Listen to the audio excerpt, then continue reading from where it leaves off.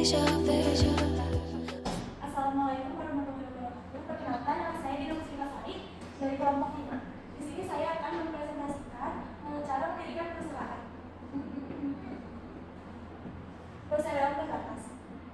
Yang pertama, memohon akta notaris agar dapat diakui oleh pemerintah dan masyarakat, maka harus mempunyai akta notaris yang berisi nama pengadap, alamat pengadap, nama perusahaan, modal digunakan, dan juga pengurusan persyaratan terbatas. Yang selanjutnya didaftarkan ke Dinas Perekonomian untuk mendapatkan izin tempat usaha yang dilampiri. Yang pertama, pendirian perusahaan. Yang kedua adalah data tempat usaha. Yang ketiga, keterangan tentang keberatan atau tidaknya terhadap usaha yang ingin didirikan. Yang ketiga, didaftarkan ke Kantor Perindustrian Perdagangan untuk mendapatkan izin usaha dengan mengisi formulir yang dilampiri. 1. Akte pendirian perusahaan. 2. Tanda izin tempat usaha. Yang ketiga, daftar alat-alat yang digunakan. Yang selanjutnya ada penggabungan perusahaan.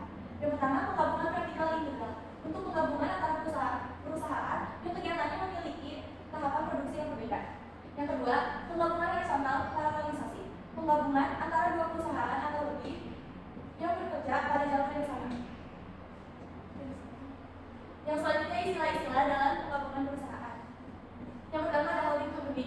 Perusahaan yang berbentuk corporation yang menguasai sebagian besar saham dari perusahaan lain. Pembentukan holding company. 1. Akuisisi. Suatu perusahaan yang mengambil alih dengan membeli perusahaan lain yang sudah lama berdiri untuk memperlancar jalannya usaha.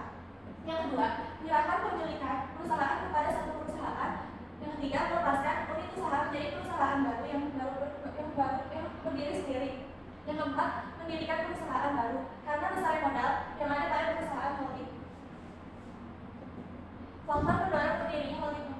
1. Masalah perencanaan pajak. Dividen yang diterima oleh perusahaan holding tidak dianggap sebagai pendapatan yang dapat dikenakan pajak asal perusahaan induk memiliki lebih dari 21% saham anak perusahaan, dan kedua, dalam usaha itu terdapat integrasi ekonomis dalam proses produksi maupun sektor kegiatan ekonomi yang dilakukan.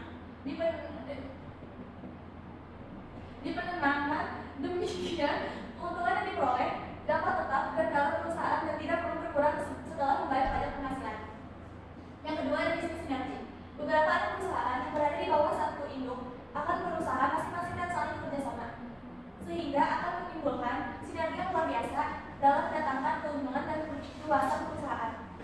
Yang ketiga, aliansi strategis. Holding sudah mempunyai satu tujuan yang akan dicapai. Dengan membuat anak-anak perusahaan, maka tujuan itu akan mudah dicapai, terutama dalam pencapaian tujuan yang strategis. Dalam bidang penguasaan sumber bahan baku, proses produksi, transportasi, dan penguasaan pangsa pasar dan lain-lain. Yang keempat, pemumpukan modal. Pemumpukan modal akan lebih mudah terlaksana karena banyaknya perusahaan anak yang dikuasai. Pemilikan modal besar akan lebih memudahkan perusahaan holding mengambil alih sampai 51% saham dari perusahaan yang diakuisisi. Dan selanjutnya ada kartel. Kartel merupakan kerjasama perusahaan yang didasarkan atas perjanjian bersama untuk mengurangi persaingan. Untuk kartel harga ditetapkan harga minimum. Ini dapat dibuat mencakup daerah regional ataupun internasional. Misalnya penetapan harga sewa kamar, hotel, penetapan harga jual minyak mentah bagi negara-negara yang bergabung dalam OPEC dan lain-lain. Yang pertama ada kartel produksi, ialah menetapkan jatah produksi untuk anggota-anggota, dan jika produksinya lebih, dikenakan denda, produksinya lebih, dikenakan denda. Tetapi bila kurang, diberi subsidi. Ini tujuannya guna membatasi kemungkinan overproduksi. Produksi berlebihan. Kartel daerahnya adalah pembagian wilayah penjualan dibagi-bagi antara anggota kartel, keuntungan dan kelemahan kartel. Keuntungannya, yang pertama, harga dapat dikuasai dan stabil. Yang kedua, laba dapat terjamin. Yang ketiga, perusahaan masih bebas memilih. Kelemahan, jika tidak diatur dalam perundang-undangan, bentuk kartel ini menjurus ke arah monopoli yang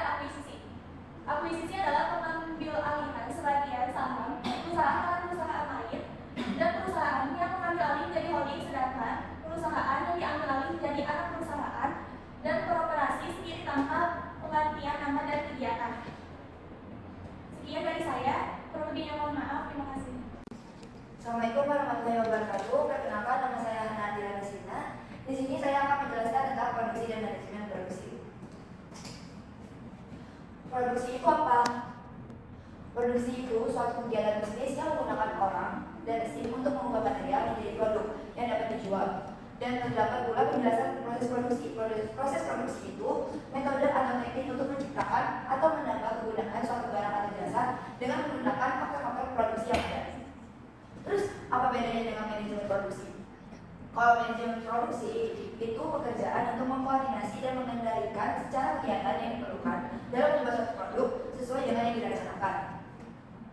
Proses penciptaan dan penambahan penggunaan faedah ada 4. Yang pertama, faedah bentuk. Contohnya seperti rotan yang dibentuk menjadi tas, meja, kursi, dan lain-lain. Terus yang kedua ada faedah waktu. Faedah waktu itu misalnya seperti jasa pengundangan yang dalam hal ini berfungsi sebagai tempat penyimpanan barang dengan menyimpan barang yang dibeli sekaligus dalam jumlah tertentu. Maka dengan adanya perbedaan waktu barang tersebut, nilai atau manfaatnya meningkat. Terus yang ketiga ada faedah tempat. Faedah tempat itu dapat dilihat dari jasa transportasi. Dengan berpindahnya produk dari satu kota ke kota lain, maka akan disebutnya faedah tempat. Dan yang terakhir adalah faedah milik. Faedah milik itu dengan adanya pemindahan hak milik dari pedagang ke pembeli, maka akan terdapat faedah yang lebih tinggi dari barang tersebut. Lalu dari sifat proses produksi terdapat beberapa pengolahan produk, yaitu proses ekspresif. Proses ekspresif itu proses dari bahan alam, contohnya seperti bahan timah, batu bara, dan pertanian. Terus ada proses fabrikasi. Proses fabrikasi itu proses pengolahan suatu barang benda seperti mebel, tas, dan sebagainya. Lalu ada proses analitik. Proses analitik itu proses memisahkan barang menjadi beragam macam bahan dengan mirip yang sesuai dengan bentuk pada awalnya. Contohnya seperti minyak bumi menjadi bensin dan solar. Terus yang keempat ada proses sintetik. Proses sintetik itu proses menggabungkan beberapa bahan menjadi satu bentuk, namun tidak mirip dengan bentuk aslinya. Contohnya seperti obat dan pengolahan baja. Terus ada proses perakitan. Proses perakitan itu proses yang menggunakan cara rakit. Contohnya seperti tas yang dirakit seperti itu. Dan proses penciptaan itu proses memberikan jasa administrasi kepada perusahaan atau lembaga lain yang memerlukannya. Contohnya seperti lembaga konsultan dalam bidang administrasi keuangan. Lalu ada pengendalian persediaan. Pengendalian persediaan mencakup masalah keseimbangan antara jumlah persediaan yang memadai dengan biaya-biaya persediaannya yang muncul, seperti biaya pembelian dan biaya penyimpanan. Bagi pembelian bertanggung jawab atas persediaan barangnya, perputaran bahan baku dan usahanya. Terus pengendalian persediaan bahan baku dari pengendalian persediaan bahan baku ini dapat menjangkau target pasar atau konsumen. Dalam hakikatnya persediaan akan dapat memperlancar operasi perusahaan sehari-hari, terutama bagi perusahaan yang jauh dari lokasi bahan baku dan jauh dari konsumen. Lalu di sini ada faktor-faktor yang perlu dipertimbangkan dalam menentukan besar kecilnya persediaan, yaitu yang pertama besarnya persediaan minimal, yang kedua jumlah produk yang akan dibuat atau dijual oleh perusahaan, yang ketiga adanya risiko kerusakan barang gudang, dan yang terakhir ada perkiraan tengah harga. Lalu di sini ada ekonomi order quantity atau EOQ. EOQ adalah kualitas optimal atau jumlah persediaan yang harus dibeli dan dipesan. EOQ terdapat dua kelompok, yaitu yang pertama ada biaya pesanan atau ordering cost atau set of cost. Biaya pesanan ini dimaksud dengan biaya ini meliputi semua biaya mulai dari pengadakan persiapan pesanan sampai dengan barang yang dipesan datang. Sifat dari biaya ini adalah relatif konsisten, tidak tergantung besarnya jumlah barang yang dipesan. Jadi semakin tinggi frekuensi pemesanan, maka biaya ini akan semakin besar. Terus yang kedua, kelompok kedua itu ada biaya penyimpanan di gudang atau inventory carrying cost. Biaya penyimpanan di gudang ini merupakan biaya ini meliputi sewa gudang, pemeliharaan bahan, biaya asuransi bahan, dan kerusakan bahan baku dalam penyimpanan. Terus EOQ ini punya rumus. Rumusnya itu ada EOQ sama dengan 2 kali S per P kali I, atau EOQ 2 kali R kali S per C. Kalau misalkan pakai rumus yang C ini, jika biaya yang menyimpan di gudang atau yang pokoknya kita simpan itu berbentuk rupiah. Di sini dengan keterangan R itu kebutuhan barang dalam satu periode tertentu, bisa 1 tahun, 1 bulan, 2 tahun. Terus yang S itu biaya pemesanan setiap kali pesan. P itu harga beli tiap unit barang, dan I biaya penyimpanan yang dikatakan dalam persentase dari nilai rata-rata persediaan barang yang disimpan. C biaya penyimpanan tiap unit barang yang disimpan. Dan yang dirumuskan pada waktu aja ada lagi alat dan jadi terlambatnya pesanan tiba, maka diperlukan adanya persediaan pengamanan atau safety stock dan tegangan waktu atau letal. Di samping ini apabila bahan habis dipakai harus dilakukan pemesanan kembali agar pada saat pesanan datang persediaan bahan masih berada atau tepat di atas persediaan pengamanan. Titik di mana harus dilakukan pemesanan kembali itu disebut dengan reorder point. Jadi kalau misalkan kalian mau melakukan pemesanan kembali agar kalian harus dipakai bisa dilakukan pemesanan kembali, itu rumusnya adalah ROP sama dengan LD lead time tambah SS service time. Ini contoh soalnya. Di sini terdapat soal yaitu perusahaan mulai daya selama 1 tahun. Selama 1 tahun berarti periodenya adalah 1 tahun. 300 hari kerja efektif menggunakan bahan mentah sebanyak 7.200 unit dengan harga Rp20 tiap unit. Service stoknya ada 500 unit.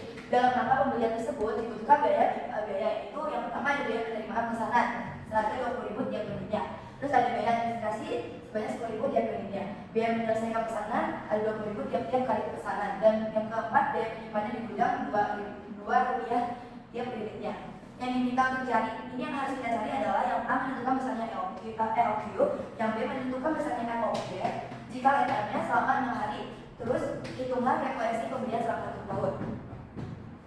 Tadi kita tulis dulu diketahui R-nya itu R itu kan 1 tahun ya, 1 tahun terhadapnya. R itu berarti di 7.200 unit. 7.200 unit. Lalu yang S-nya itu dia ini biaya-biaya yang ini, tapi tidak termasuk ini. Kenapa dia nggak termasuk di S? Karena dia menyimpan di gudang. Tadi sebelumnya dalam penjelasan kalau menyimpan di gudang atau pokoknya kita simpan itu masuknya ke C dan dia bentuk rupiah. Berarti nanti kita bisa pakai R kali A2 kali R kali S per C. Berarti ini S-nya adalah 20 ditambah 20 ditambah 10 tambah 20 sama dengan 50. Lalu tadi C-nya ini yang disimpan. Berarti yang disimpan adalah 2. Boleh lanjutkan yang tadi. Nah, di sini kita pertama disuruh cari EOQ.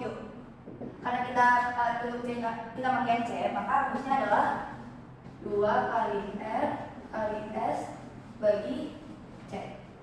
Di sini dapat dimasukin kalau 2 dikali R 7.200 dikali 50 per 2. Ini bisa dicoret 2-nya. Jadi 1.200 dikali 50. 7.200 dikali 50 adalah 360.000. Akan dari 360.000 adalah 600 unit. Jadi EOP-nya adalah 600 unit. Lalu yang B ditanya adalah EOP-nya. Tadi kan dikasih tahu kalau satu periodenya itu 1 tahun sebanyak 7.200 unit ya. Pengguna seharinya itu berapa sih? Tadi kan selama setahun itu dia bekerja selama 300 bekerja secara efektif. Berarti caranya kan penggunaan selama 1 tahun hanya 7.200. Terus berarti penggunaan 1 harinya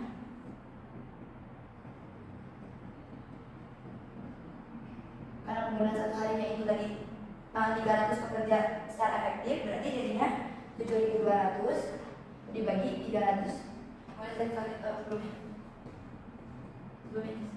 Nih, 300 hari kerja efektif itu untuk cari yang 1 harinya ini itu kan 300 dari mana? 300 dari sini. 300 sama dengan hasilnya itu 24 unit. Nah, dari sini kita bisa nyari buat letaknya sama SS-nya. Sama kita nyari LW-nya. LW itu tadi kan di keterangan itu 6 hari ya. Berarti jadinya 24 unit ini dikali 6 sama dengan 144 unit. Jadi 6 hari itu dia memproduksi 144 unit. Terus SS-nya atau safety stock itu tadi diketahui 500 unit. Maka rumus ROP-nya di sini ya. Rumus ROP itu kan tadi kan LT tambah SS. Jadi LT tadi 144 ditambah 500. Jadi ROP-nya itu ada 64 unit. ROP. Terus yang C itu ada disuruh dicari hitunglah frekuensi pembelian selama 1 tahun. Cara mencari frekuensi pembelian selama 1 tahun.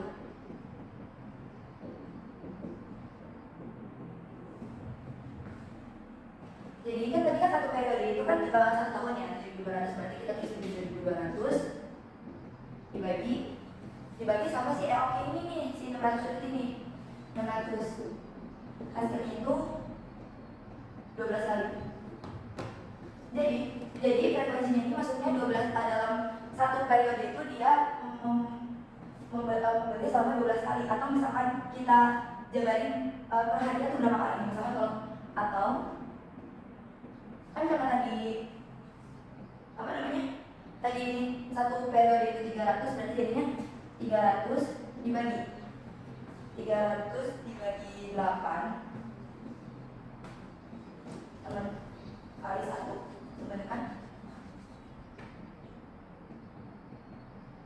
300 bagi 8 itu 37, berarti 37,5 kali sehari. Tulisnya itu hari sekali. Jadi dia frekuensi pembayarannya itu 37,5 sekali. Jadi 37,5 hari ini sekali itu dalam satu periode. Baik. Sekian dari saya. Wassalamualaikum warahmatullahi wabarakatuh. Warahmatullahi wabarakatuh. Perkenalkan, nama saya Alfiani, saya dari kelas 1E akuntansi. Saya akan membawakan presentasi yang berjudul barang produksi. Barang dan produksi. Barang produksi adalah suatu sifat yang kompleks, baik dan dapat diraba maupun tidak dapat diraba, termasuk bungkus warna, harga, prestis perusahaan dan pengecer, pelayanan perusahaan dan pengecer yang diterima oleh pembeli untuk memuaskan keinginan untuk kebutuhan konsumen atau pemakai. Produk. Keputusan mengenai produk, merek, brand adalah suatu nama, istilah, simbol atau desain, rancangan atau kombinasi sebagai untuk memberi tanda pengenalan barang atau jasa dari seorang kedua untuk membedakan dari barang-barang yang dihasilkan oleh pesaing pada merek, dagang, dan hak cipta. Harga adalah sejumlah uang yang dibutuhkan untuk mendapatkan sejumlah kombinasi dari barang beserta pelayanannya. Salah satunya prinsip dalam penentuan harga adalah menilik beratkan pada kemampuan pembelian untuk harga yang telah ditentukan dengan jumlah yang cukup untuk menutupi ongkos-ongkos dan menghasilkan harga. Beberapa faktor yang mempengaruhi tingkat harga: perekonomian, penawaran permintaan, persaingan, daya beli masyarakat, pengawasan dan permintaan. Penawaran dan permintaan. Permintaan adalah sejumlah barang yang dibeli oleh konsumen pada tingkat harga tertentu. Pada umumnya tingkat harga yang lebih rendah akan mengakibatkan jumlah yang diminta lebih besar. Penawaran merupakan kebalikan dari permintaan, yaitu suatu jumlah yang ditawarkan oleh penjual pada suatu tingkat harga tertentu. Pada umumnya harga yang lebih tinggi mendorong jumlah barang yang ditawarkan lebih besar. Penetapan harga jual per unit itu, harga jual produk itu dapat dihitung dengan rumus biaya total ditambah margin sama dengan harga jual. Terus kalau untuk penetapan harga merek, markup itu harga beli ditambah markup sama dengan harga jual. Markup ini merupakan kelebihan harga jual di atas harga belinya. Biaya variabel per unit, biaya total sama dengan biaya tetap ditambah biaya variabel. Potongan harga merupakan pengurangan dari harga yang ada. Biasanya potongan harga ini diwujudkan dalam bentuk tunai dan dimaksudkan untuk menarik konsumen. Tetapi kadang-kadang potongan tersebut diberikan berupa barang ataupun jenis-jenis potongan yang dapat diberikan oleh penjual. Potongan tunai adalah potongan yang diberikan pada pembeli atas pembayaran rekening pada suatu periode dan mereka melakukan pembayaran tepat waktunya. Misalnya penjual menawarkan produk dengan syarat pembayaran 2/10 N per 30. Jika pembeli dan membayar dalam waktu 10 hari, mereka mendapatkan potongan 2% dan pembayaran harus dilakukan di dalam waktu 30 hari sudah barang-barang diterima. Potongan musiman adalah potongan yang diberikan kepada pembeli yang melakukan pembelian di luar musim tertentu.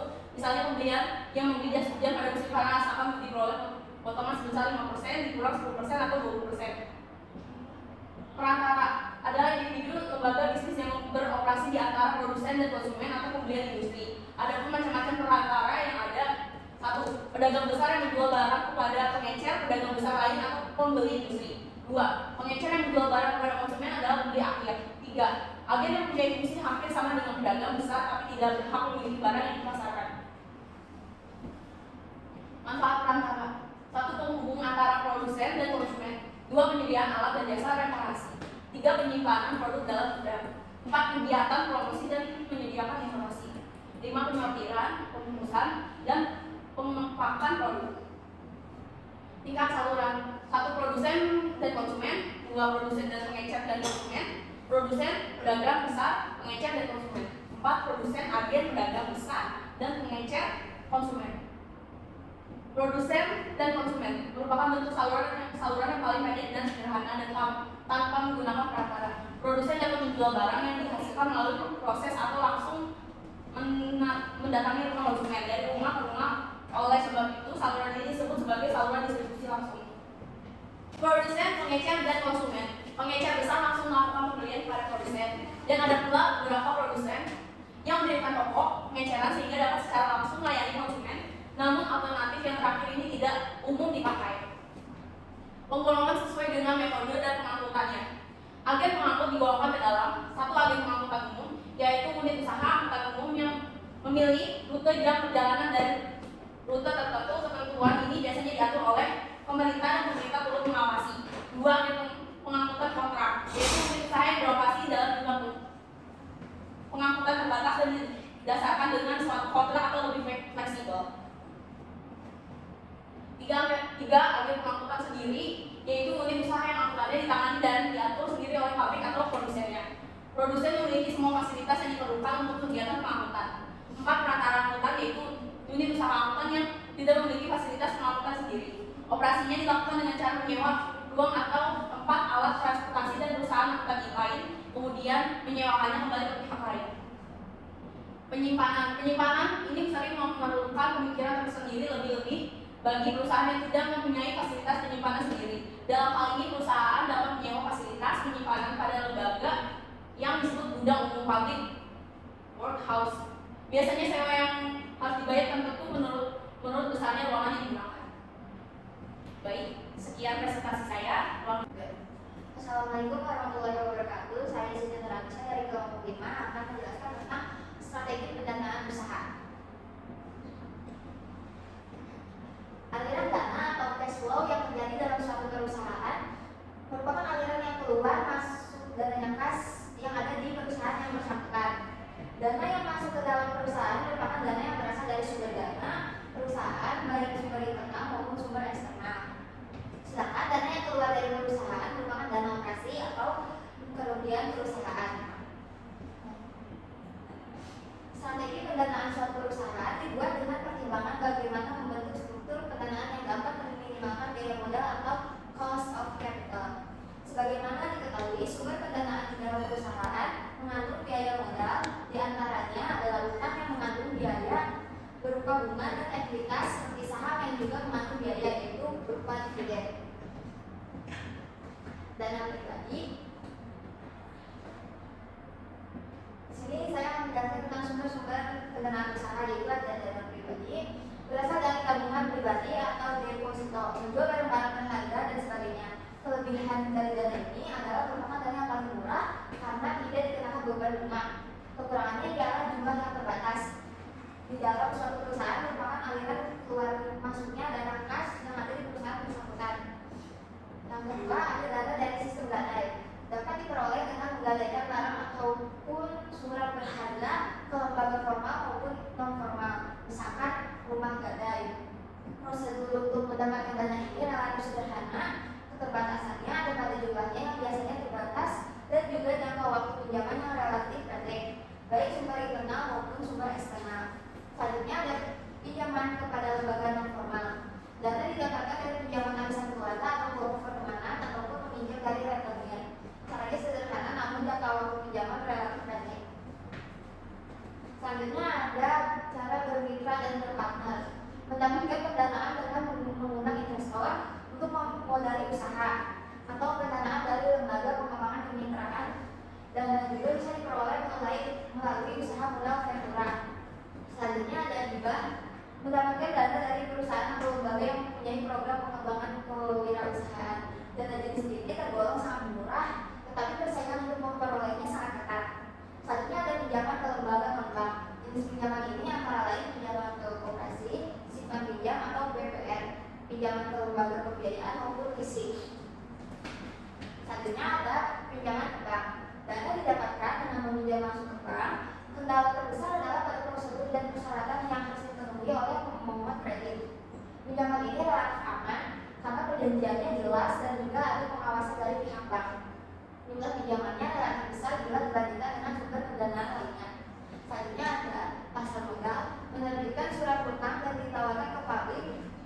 pasar modal.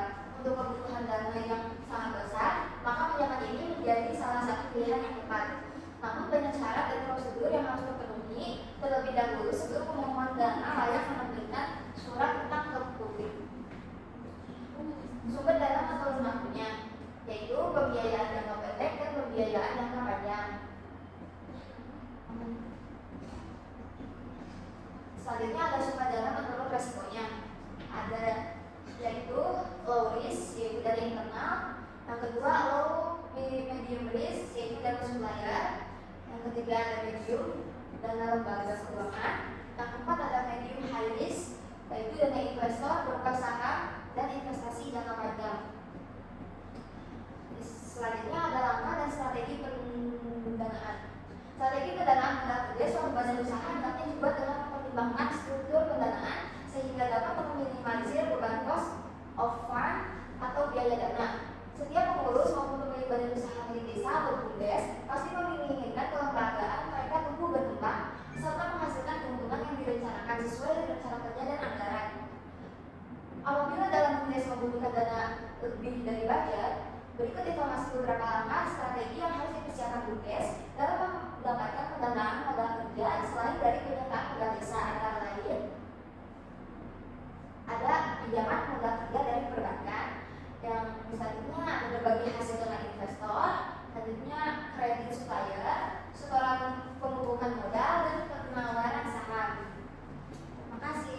Wassalamualaikum warahmatullahi wabarakatuh. Assalamualaikum warahmatullahi wabarakatuh. Saya Mutia Salimah dari Kelompok 5. Izin menjelaskan materi mengenai bisnis modern, ciri-ciri dan kembangnya. Yang pertama, bisnis modern itu apa sih? Bisnis modern adalah bisnis yang saat ini sedang berkembang dengan realita yang akan berkembang. Sekarang ini masyarakat lebih banyak memilih untuk berbisnis dibandingkan dengan pekerjaan lainnya. Serta perlu juga melanjutkan untuk berwirausaha atau yang saat ini disebut juga dengan berbisnis. Bisnis adalah suatu aktivitas atau kegiatan yang bertujuan mencari laba atau keuntungan yang menyediakan barang atau jasa untuk memperbaiki taraf hidup dalam memenuhi kebutuhan masyarakat. Jadi adalah beberapa faktor yang mempengaruhi dan menentukan kegiatan bisnis, yaitu organisatoris, material, ilmiah, teknologis, dan politik, sosial, kultural. Bisnis sebagai kegiatan sosial bisa disoroti sekurang-kurangnya dari 3 sudut pandang yang berbeda, yaitu ekonomi, moral, dan hukum. Dalam bisnis modern ini yang diutamakan adalah mencari untung yang diekspresikan dengan adanya bentuk uang yang dihasilkan dari bisnis tersebut. Tetapi yang lebih penting lagi adalah interaksi antar manusia dengan manusia yang lain, karena itu menjadi interaksi kegiatan ekonomis.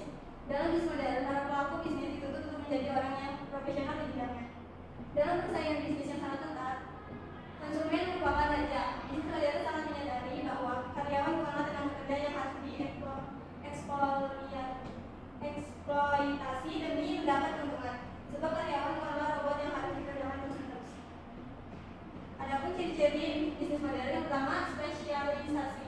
Dalam pemasaran atau marketing, spesialisasi hanya menjual barang-barang tertentu seperti toko elektronik khusus, alat rumah tangga, toko sepatu, beauty, dan lain-lain. Yang kedua, saling ketergantungan. Karena bisnis sudah bergerak dalam bidang tertentu, maka satu perusahaan tergantung kegiatannya pada perusahaan lain. Yang ketiga, produksi massal. Barang dihasilkan dalam jumlah yang besar dan terus-menerus dalam berbagai ukuran sehingga mudah dibeli oleh konsumen.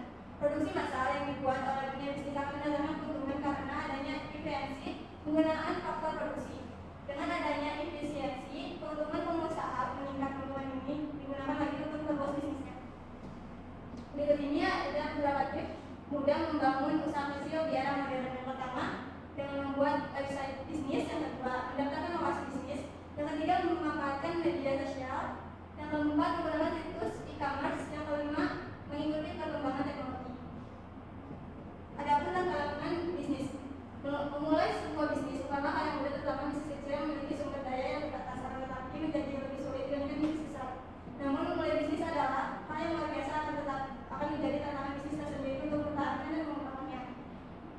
Akan ada banyak persoalan yang dihadapi ketika berbisnis. Berbagai permasalahan dalam bisnis sering membuat seseorang sering merasa berkecil hati, bahkan terkadang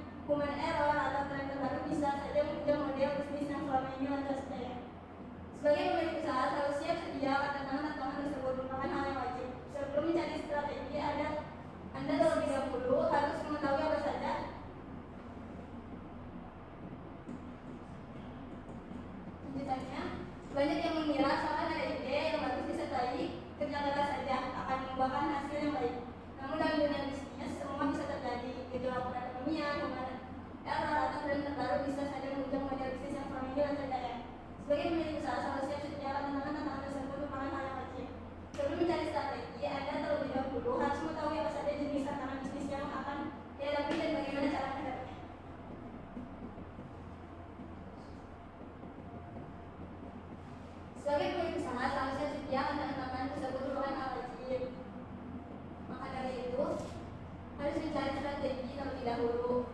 Apa saja jenis tantangan bisnis yang akan dihadapi dan bagaimana? Yang pertama ada moral dan integritas, yang kedua transformasi digital, yang ketiga sumber daya manusia, yang keempat persaingan semakin ketat, yang kelima perubahan masyarakat, yang keenam kurangnya dukungan pembinaan, yang ketujuh ketidakpastian kondisi ekonomi, yang kedelapan mengelola keuangan bisnis, yang kesembilan perencanaan pemasaran, yang kesepuluh implementasi kurang modal bisnis.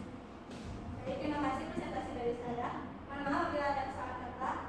Wassalamualaikum warahmatullahi wabarakatuh. Assalamualaikum warahmatullahi wabarakatuh. Perkenalkan nama saya Gita Pustasani dari kelompok 5. Di sini saya akan menjelaskan materi mengenai meningkatkan keunggulan kompetitif. Meningkatkan keunggulan kompetitif perusahaan mau tak mau harus berevolusi secara fleksibel mengikuti perkembangan teknologi yang ada agar tetap berada dalam area kompetisi yang menjanjikan.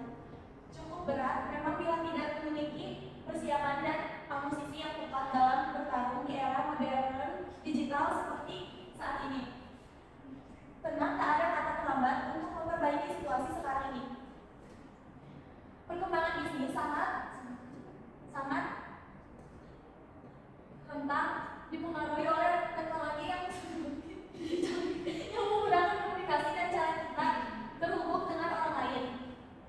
Tanpa peduli jarak dan waktu, dunia seolah-olah menjadi tanpa batas dengan hadirnya teknologi modern. Hal ini memberi dampak yang tak terelakkan pada sempitnya kompetisi yang terjadi pada tiap industri. Karena itulah sangat penting bagi perusahaan untuk mengambil langkah nyata dalam menentukan strategi transformasi digital yang tepat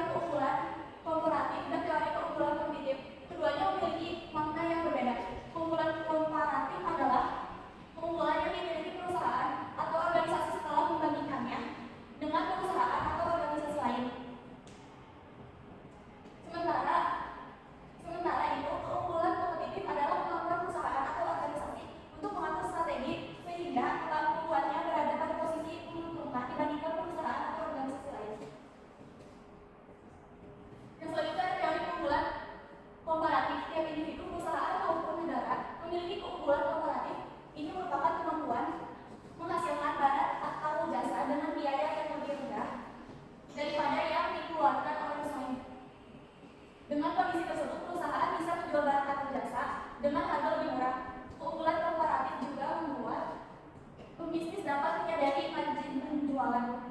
Biaya operasional merupakan faktor yang cukup menentukan dalam sebuah proses produksi. Anda yang menyebut bahwa jika pengeluaran operasional lebih besar, maka hasil yang didapatkan pun akan lebih besar. Faktanya, jumlah pengeluaran berupa biaya operasional atau modal tidak selalu sejalan dengan hasilnya. Teori keunggulan komparatif didahului dengan adanya teori keunggulan absolut. Kelemahan teori keunggulan absolut adalah tidak dapat membantah argumentasi mengenai negara yang tetap dapat melakukan penjualan meskipun tak mempunyai keunggulan absolut terhadap produksinya. Nah, teori keunggulan komparatif menjadi pelengkap revisi atas teori sebelumnya. Argumentasi yang ditawarkannya adalah bahwa efisiensi tetap bisa dilakukan dalam industri guna menambah jumlah produksi. Hal ini bisa terjadi meskipun industri tersebut tak memiliki keunggulan absolut. Pengaruh teori keunggulan komparatif sangat terasa ketika negara melangsungkan perdagangan internasional. Langkah yang perlu dilakukan adalah sterilisasi produk agar dapat berhasil. Selain itu, produk yang diekspor harus disertai dengan keunggulan komparatif. Teori keunggulan kompetitif. Agar unggul dari perusahaan lain, sebuah perusahaan perlu memiliki strategi yang mumpuni. Ada berbagai hal yang perlu diperhatikan, mulai dari sumber daya manusia, kinerja, hingga pengelolaan produksinya. Kemampuan perusahaan untuk mendongkrak kinerja hingga lebih baik dari kompetitornya disebut sebagai keunggulan kompetitif. Caranya adalah dengan mengelola sumber daya yang dimiliki sebaik mungkin. Keunggulan kompetitif perusahaan dapat diukur dari mutu yang baik, saluran distribusi yang lancar, produksi lebih cepat, atau merek yang lebih terkenal. Konsep mengenai keunggulan kompetitif pertama kali diungkap oleh Michael Porter pada 1985. Menurutnya, inti dari kinerja sebuah perusahaan di tengah kompetisi bisnis adalah keunggulan kompetitifnya. Selanjutnya, keunggulan kompetitif juga mengacu pada kemampuan perusahaan untuk melakukan atau memilih suatu yang sebelumnya dikehendaki oleh kompetitornya. Untuk itu, perusahaan harus menerapkan strategi tertentu demi meningkatkan kinerja setiap saat. Ada beberapa manfaat keunggulan kompetitif bagi perusahaan, yaitu meningkatkan kekuatan tim dan mempengaruhi peluang di antara kompetitor yang lebih unggul lainnya. Ada beberapa hal yang biasa dilakukan oleh perusahaan agar memiliki keunggulan kompetitif, yaitu overall cost leadership. Perusahaan harus menjadi produsen yang memiliki efisiensi dengan tingkat tinggi. Strategi low cost is common. Membangun fasilitas secara agresif, tapi dengan skala yang lebih efisien. Perusahaan juga dapat mengurangi berbagai biaya yang seharusnya dikeluarkan atas seluruh kegiatan operasional yang dilakukan. Differentiation adalah dalam bentuk menampilkan diri sebagai produsen yang menawarkan biaya lebih rendah tapi memiliki keunikan produk. Dengan demikian, produk yang dihasilkan dapat dibedakan dengan produksi sejenisnya yang telah berada di pasar. Ada beberapa karakteristik yang membedakan suatu perusahaan dengan perusahaan lain, yaitu teknologi, fitur, dan layanan, pelangganan, prestige, serta brand image dan inovasi. Berbagai hal ini dapat dioptimalkan untuk meraih perhatian calon pembeli. Fokus. Selanjutnya, perusahaan harus bisa fokus dalam memilih segmen unggulan. Dengan demikian, akan lebih mudah untuk menentukan strategi dan melayani segmen yang dituju. Dengan memiliki fokus, perusahaan dapat melakukan eksploitasi pada pasar. Jadi, keunggulan komparatif dan keunggulan kompetitif memiliki perbedaan yang cukup nyata. Hal ini terlihat dari kemampuan perusahaan untuk bersaing dengan perusahaan lain untuk meraih keuntungan dari target pasar yang dituju. Dan selanjutnya, contoh keunggulan komparatif. Keunggulan komparatif prinsip utama dalam perdagangan internasional itu menjelaskan mengapa perdagangan bebas akan bermanfaat bagi negara yang terlibat. Katakanlah dua negara, Indonesia dan Malaysia, menggunakan tenaga kerja sebagai input untuk menghasilkan dua barang, kain dan sepatu. Asumsikan upah di kedua negara adalah sama dan jumlah produksi kain dan sepatu per jam untuk masing-masing adalah sebagai berikut. Dari data tersebut, Indonesia memiliki keunggulan absolut atas kain dan sepatu karena dapat menghasilkan kain dan sepatu yang lebih banyak dibandingkan dengan Malaysia. Per jam, Indonesia dapat menghasilkan 100 kain dan 120 sepatu, sedangkan untuk jumlah waktu yang sama, Malaysia hanya dapat memproduksi 90 kain dan 80 sepatu. Oleh karena itu, menurut teori keunggulan absolut, Indonesia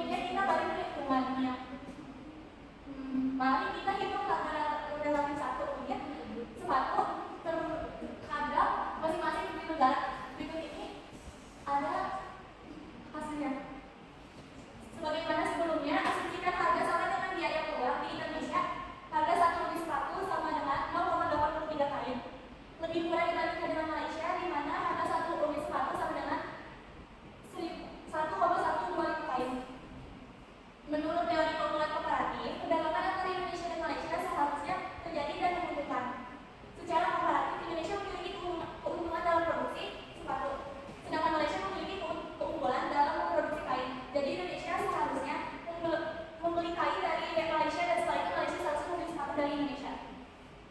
Kritik terhadap kumpulan komparatif, kritik itu tentang beberapa asumsi dalam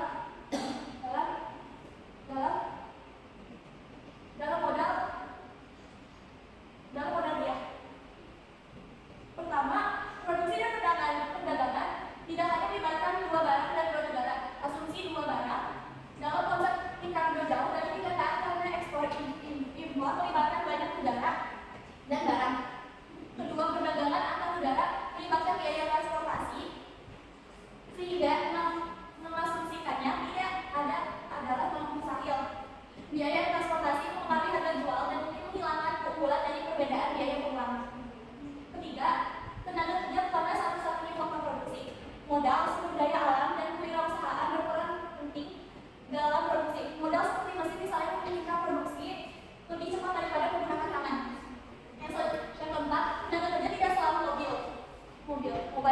Pekerja membutuhkan waktu untuk menemukan pekerjaan baru ketika beralih ke industri yang berbeda. Selain itu, di era globalisasi sekarang ini mereka juga dapat dengan mudah berpindah antar negara demi mengajar kesempatan yang lebih baik. Selain itu, ketika sebuah negara berspesialisasi, pekerja cenderung immobile. Ketika industri mereka tutup, mereka tidak dapat berpindah dari satu sektor ke sektor lainnya dengan mudah. Salah satu penyebabnya adalah keterampilan yang terbatas. Untuk berpindah, mereka harus memperbarui keterampilan, dan itu membutuhkan waktu dan upaya, dan terkadang itu sulit. Misalnya, mekanisasi membuat beberapa buruh menganggur. Mereka biasanya tidak dapat beralih ke sektor lain seperti manufaktur karena pendidikan dan keterampilan rendah. Akhirnya, mereka menganggur selama menghasilkan pengangguran 10 tahun. Kelima, model mengecualikan efek teknologi. Kemajuan teknologi mempengaruhi perbedaan produktivitas tenaga kerja. Ini juga mempengaruhi perbedaan kualitas barang modal di sebuah negara yang mana tidak diperhitungkan dalam model. Sekian dari saya. Assalamualaikum warahmatullahi wabarakatuh. Saya Desa Lima dari kelompok 5 yang menjelaskan materi mengenai manfaat teknologi untuk pengembangan usaha bisnis. Apa manfaat teknologi saat ini? Manfaat teknologi saat ini sudah bisa dirasakan di berbagai bidang, mulai dari sektor perbankan, telekomunikasi, pendidikan, hingga sektor kesehatan. Kemajuan dan inovasi yang terjadi secara terus-menerus tentu memberikan dampak positif bagi masyarakat, karena berbagai aktivitas menjadi lebih mudah dan efisien. Di sisi lain, perkembangan teknologi juga terbukti mampu memberikan manfaat besar bagi para pengusaha modern. Contohnya, jika dulu kegiatan promosi masih dilakukan menggunakan metode konvensional, kini Anda sudah bisa menjual barang secara online lewat website atau media sosial. Berbagai manfaat tersebut juga tidak luput dari peran para ilmuwan yang sudah puluhan tahun lalu berusaha keras untuk mewujudkannya. Tertarik untuk melihat apa saja manfaat teknologi untuk para pelaku usaha kecil dan multinasional. Yang pertama, memperluas jangkauan pemasaran. Yang kedua, menghemat waktu dan biaya. Yang ketiga, produktivitas meningkat. Yang keempat, mengoptimalkan pelayanan. Yang kelima, lebih mudah mengelola karyawan. Yang keenam, mempercepat akselerasi bisnis. Yang ketujuh, minimalisir markup harga. Yang terakhir, membuka peluang ekspansi. Contoh peluang usaha di desa online atau offline. Ada banyak sekali peluang usaha di desa yang bisa menghasilkan pundi-pundi uang, mulai dari bisnis kuliner, usaha peternakan, budidaya tanaman, hingga industri kreatif yang ditopang dengan infrastruktur digital. Selain alasan kedekatan dengan kampung halaman, kelebihan lain yang bisa didapatkan ketika menekuni usaha di daerah pedesaan adalah ketersediaan lahan strategis serta masih minimnya tingkat persaingan. Yang pertama itu jasa desain grafis. Ada banyak peluang bagi desain grafis meski tinggal di desa. Penulis sendiri memiliki teman yang rumahnya berada di pelosok Gunung Kidul, di mana akses ke rumahnya tinggal dari kota sangat susah meski sudah ada listrik dan BMP PDAM sebagai sumber distribusi air. Kendati demikian, penulisnya adalah seorang desainer grafis yang setiap hari menghasilkan logo, banner, ikon, dan ilustrasi untuk perusahaan-perusahaan internasional lainnya. Di zaman yang serba digital seperti sekarang, bekerja memang bisa dari mana saja asalkan punya skill dan akses untuk berhubung ke internet. Yang kedua, menjadi reseller pakaian online. Usaha ini bisa dibilang mirip dengan online shop, namun untuk